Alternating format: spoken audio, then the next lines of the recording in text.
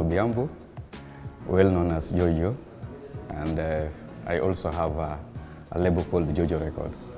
The story about this collection started a long time ago when I joined the music industry in 1978 in my cousin's music shop in Kisumu. We were the agents of Polygram by that time, and we were helping Polygram to supply their music in western part of Kenya.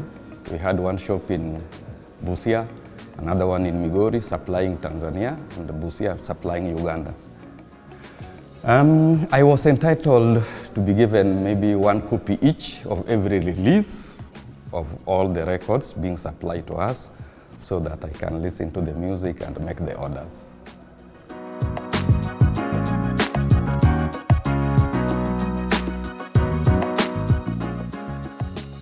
From my uncle's shop in Kisumu, I moved to Nairobi, worked with the Oula Recording Company, which was owned by Dr. Kolela Maze, the famous Benga star, superstar. I was his manager, managing his performance and managing his production when he broke out from working with the POK. So I was controlling his repertoire, doing the orders in the factory. Mostly when I was selling music records in Kisumu, I was selling more Franco music. Western people, I don't know why, they like Franco, this Lingala music, more than any other stuff. So it's Franco, Tabule, Bavon Marie, Verkis, this big Congolese stuff. They like Congolese music, I don't know.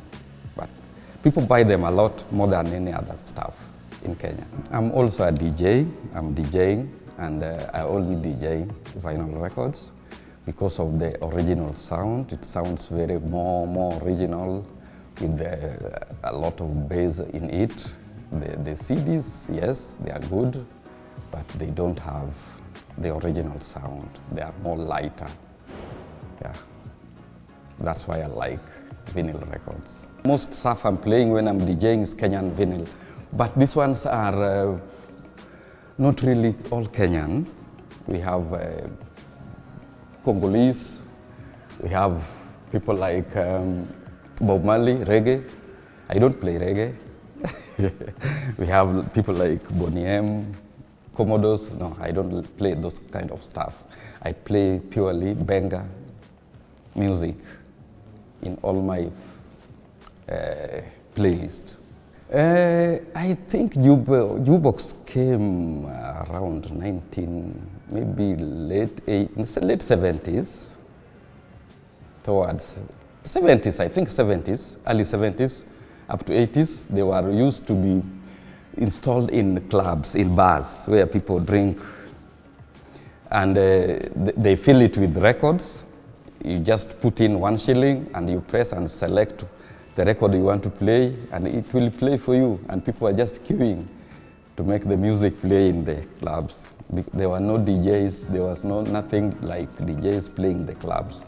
We brought the record players just to maybe remind people when we were buying the records and how we are using them and the kind of gadgets we are using to play the records. When the changes come, when the vinyl was phased out from the market, the cassettes came in, and that's when things started changing in Kenya because of returns, sales returns.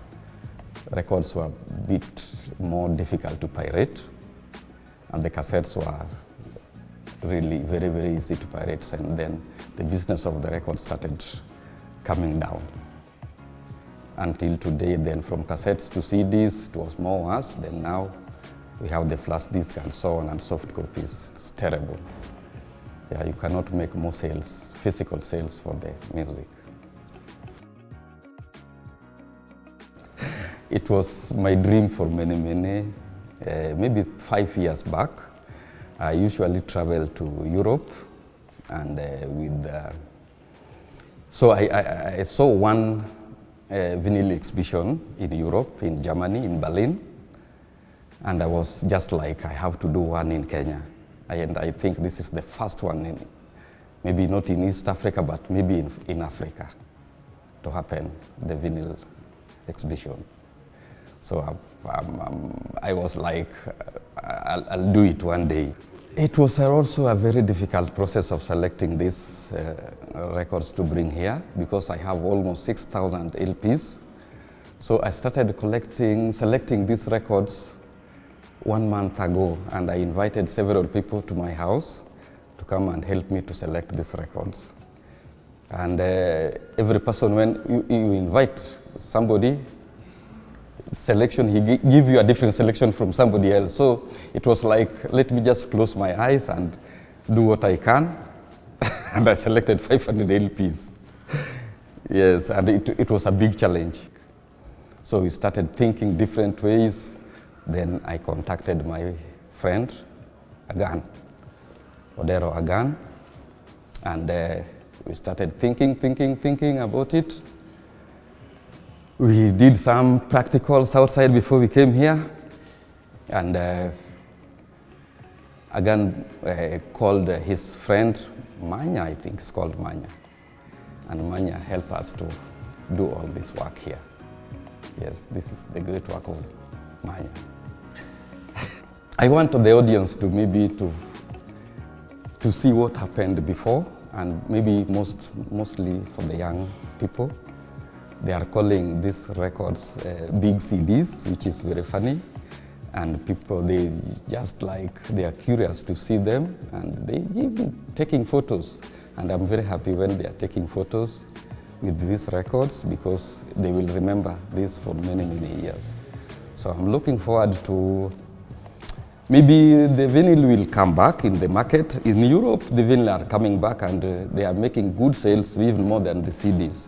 Hopefully, Kenya, somebody else might think of bringing the plant to start pressing the vinyl. That's why I'm doing this. And I'm thinking of also having a cultural site, a music library, and that's my main aim of doing this. In my village in Siaya, I have to, maybe one day I'll put my music library to help the new generations.